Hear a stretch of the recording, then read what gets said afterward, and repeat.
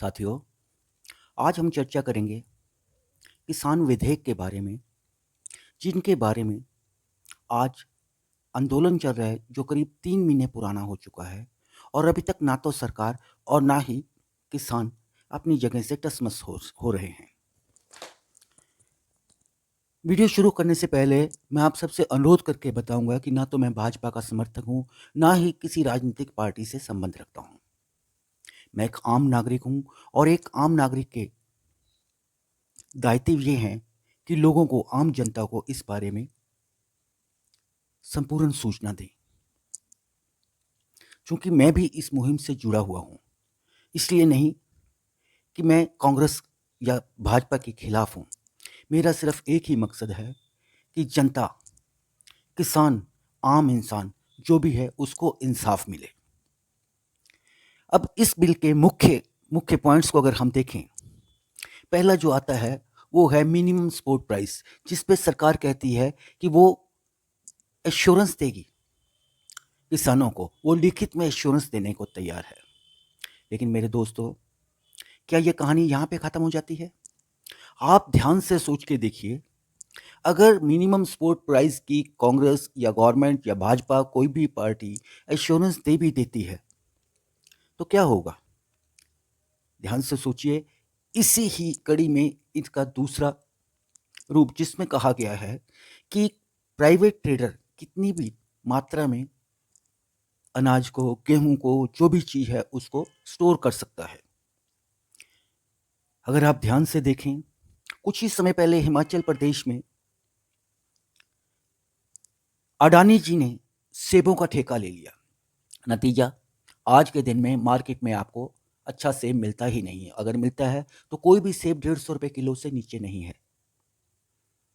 तो यही हाल होने जा रहा है अगले खाद्य पदार्थों का, अगर ये किसान बिल सरकार चला देती है तो। जितनी भी गेहूं होगी, जितना भी अनाज होगा, उस सबको दबा दिया जाएगा बड़े बड़े गोदामों में। और अब तो अडानी जी ने गोदाम भी बनाने शुरू कर दिए। अब इसमें कोई शक नहीं रहा कि ये सरकार भाजपा नहीं, बल्कि बड़े उद्योगपति चला रहे हैं, जो अपनी मनमानी करते हैं, जैसे भी उन्हें अपने लिए सही होता है। कि आप जानते हैं, करीब 12,000 करोड़ का ये उद्यान का व्यापार है।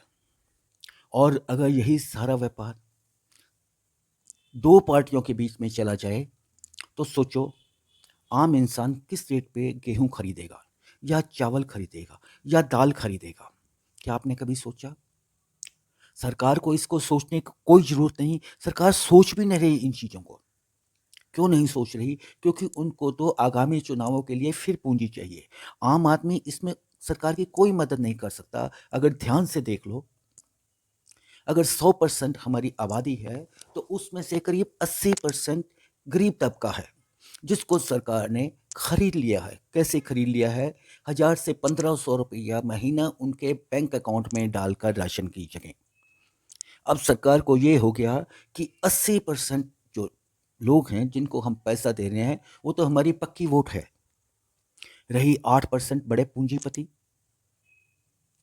अब बड़े पूंजीपति तो सरकार को खुद ही चंदा, मोटा चंदा देते हैं। और इससे बड़ा क्लियर है, आपने ध्यान से देखा होगा, पिछले कुछ वर्षों में कितने लोग, कितने बड़े बड़े उद्योगपति बैंकों को चूना लगा के भाग गए। तो वो पैसा किसका था? तुम्हारे मेरे जैसे आम इंसान का। सरकार को परवाह नहीं है 4% आम इंसानों की, जिसे मीडियम तबका कहा जाता है। क्यों नहीं है? क्योंकि उन्हें पता है कि अगर ये लोग वोट नहीं भी देंगे तो हमारा कोई फर्क नहीं है। हमने 88%, 88% लोगों को अपने कंट्रोल में कर रखा है, और जैसा भी चाहेंगे उनको भविष्य में घुमाएंगे। लेकिन सरकार ये भूल जाती है कि यही मध्यम वर्गीय परिवार ही एक ऐसी चीज है जिसके हाथ में सबसे बड़ी शक्ति है। कौन सी शक्ति? कलम की। और जब ये लोग अपनी कलम चलाते हैं, तो बड़े बड़े इतिहास बदल दिए जाते हैं।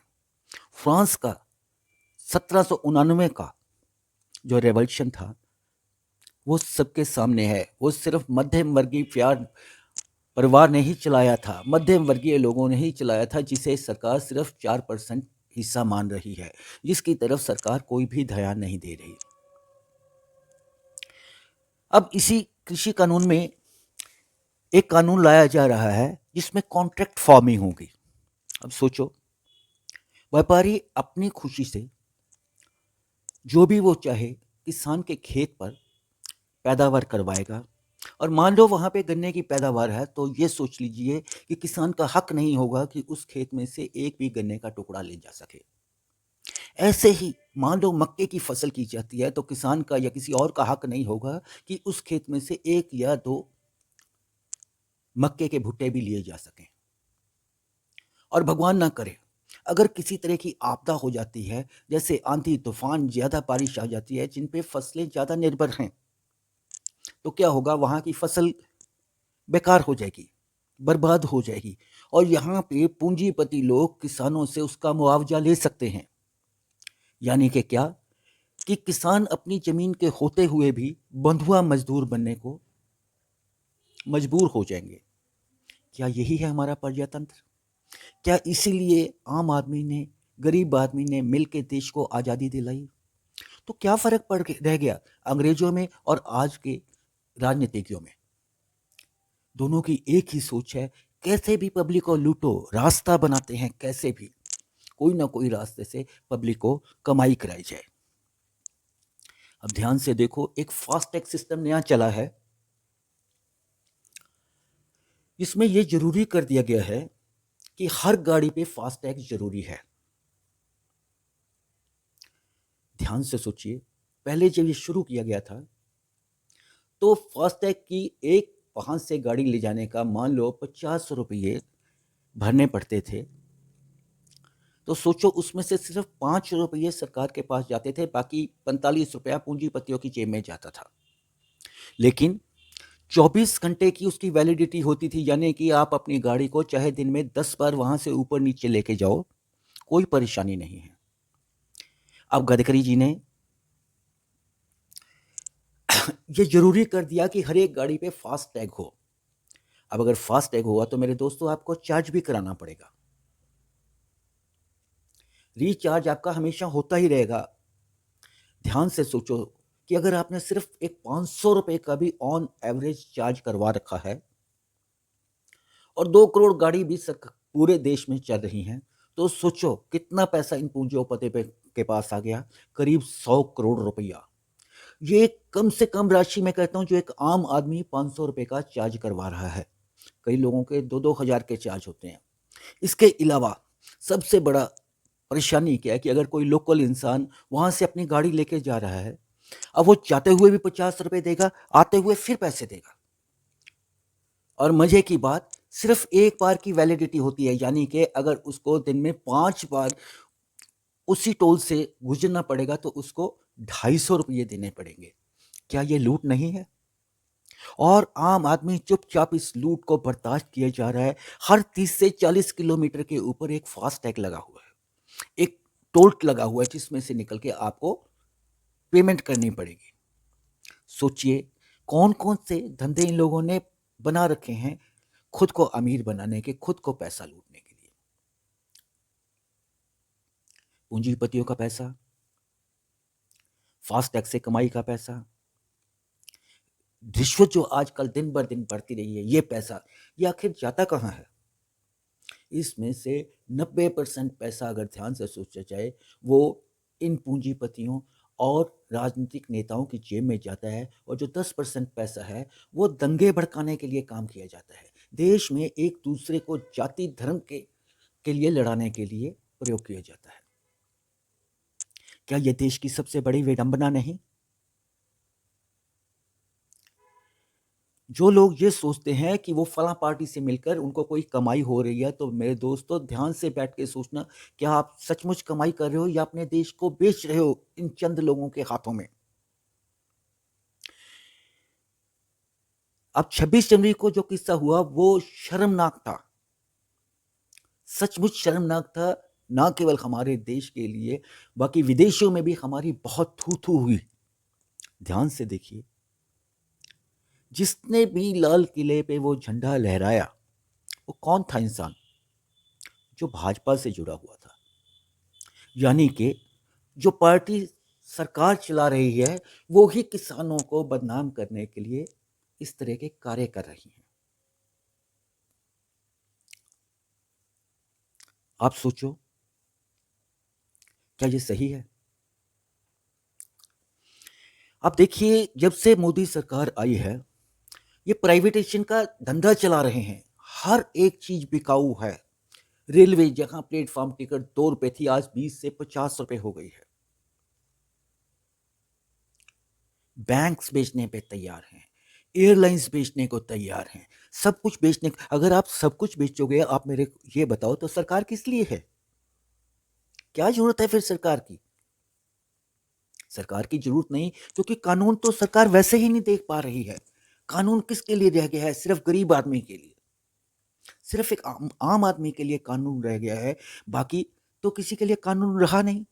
और इस चीज में मदद कर रही है सरकार की सबसे ज्यादा मीडिया, क्योंकि सच्चाई को छुपाया जा रहा है। ध्यान से अगर आप देखो, कितने जर्नलिस्ट ऐसे हैं, कितने मीडिया वाले इतने ऐसे हैं जो पिछले 10 साल में करोड़ोंपति बन चुके हैं। क्या एक आम जर्नलिस्ट जो एक छोटी सी तनख्वाह लेता है करोड़ों की प्रॉपर्टी कर सकता है? शायद नहीं। विडंबना देखिए सरकार की, आपके लिए फ्लैट निकाल रही है मिडिल इनकम ग्रुप, यानी मध्यम वर्गीय परिवार, और उसकी कीमत कितनी है? 2.25 करोड़ रुपया। क्या आप सोच सकते हैं कि एक मध्यम वर्गीय परिवार, इंसान जो 50,000 60,000 की नौकरी कर रहा है, वो 2 करोड़ का मकान खरीद सकता है? अब वो मकान खरीदने के लिए क्या होगा? वो रिश्वत लेगा, गलत काम करेगा।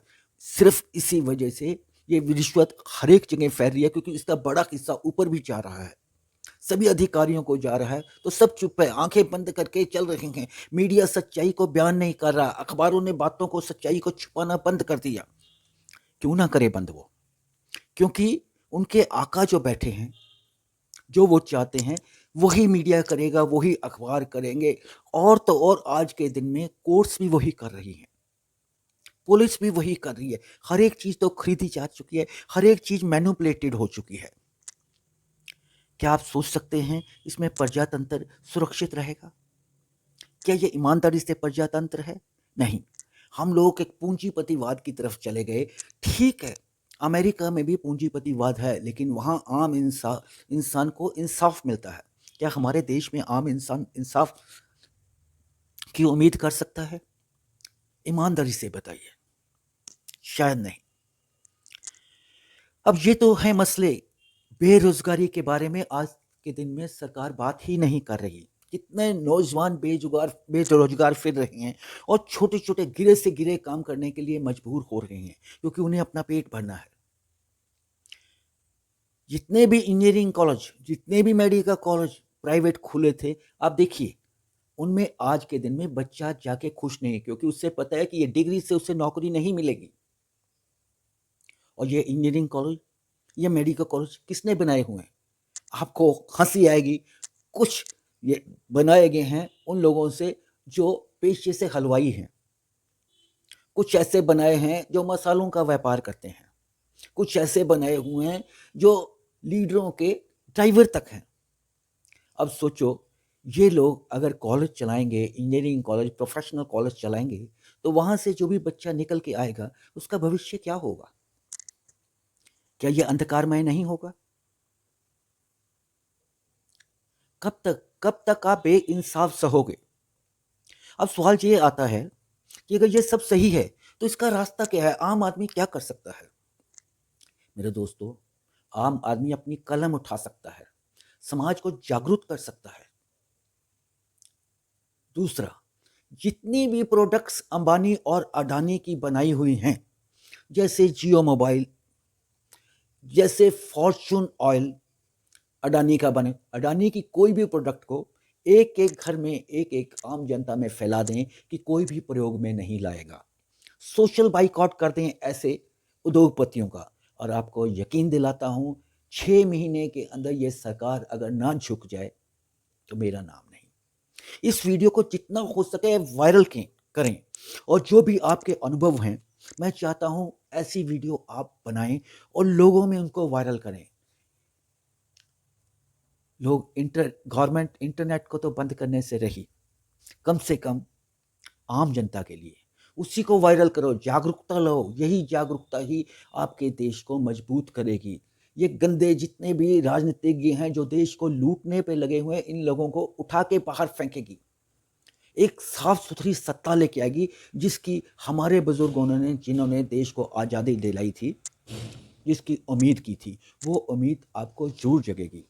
तो मेरे दोस्तों, मेरे तो यही विचार हैं इस देश को बदलने के लिए, इसी कृषि आंदोलन को एक कामयाब बनाने के लिए। और मैं प्रार्थना करता हूँ सभी मध्यम वर्गीय आम इंसान लोगों से कि अपना सहयोग दें इस आंदोलन में किसी न किसी रूप में। अगर आप वहाँ पे नहीं जा सकते, तो कम से कम लोगों में ऐसे वीडियो बना-बना के वायरल तो कर सकते हैं। कम से कम लोगों को जागरूक तो कर सकते हैं, कम से कम ये तो कर सकते हैं कि किसानों के साथ बेइंसाफ हो रहा है। और यकीन मानना, अगर आज आप लोग नहीं खड़े हुए, आने वाले वक़्त में आपके साथ जो होगा कि आप सोच भी नहीं सकते। जो अनाज आप ₹25 किलो ले रहे हो, 4 साल बाद, 5 साल बाद यही अनाज आप ₹150 किलो लेंगे। 100 ग्राम, 200 ग्राम के हिसाब से आप प्याज खरीदोगे। याद रखो, ये भाजपा सरकार ही थी जिसके राज्य में प्याज ₹120 किलो तक भी बिका था। मेरे दोस्तों, कांग्रेस ने क्या किया? चलो ये तो हुई भाजपा की बात। कांग्रेस ने भी तो यही किया था जब कांग्रेस राज्य में थी। जितने पेट्रोल पंप, जितनी गैस एजेंसी, जितने सीमेंट के डिपो जो राशन कार्ड पे दिए जाते थे, वो सिर्फ कांग्रेसियों को ही मिलते थे, आम लोगों को नहीं। सो मेरे दोस्तों, आओ इस देश का नवनिर्माण करें सब मिलके। हमारी सबकी ये जिम्मेवारी है ताकि हमारी आने वाली भविष्य की पीढ़ियाँ सुधर सकें, एक अच्छा जीवन जी सकें।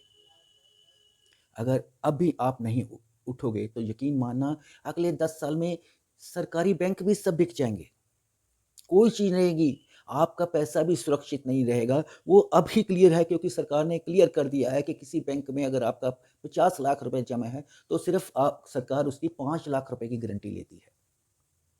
तो सोचो, कहाँ पे हैं आप लोग सेफ?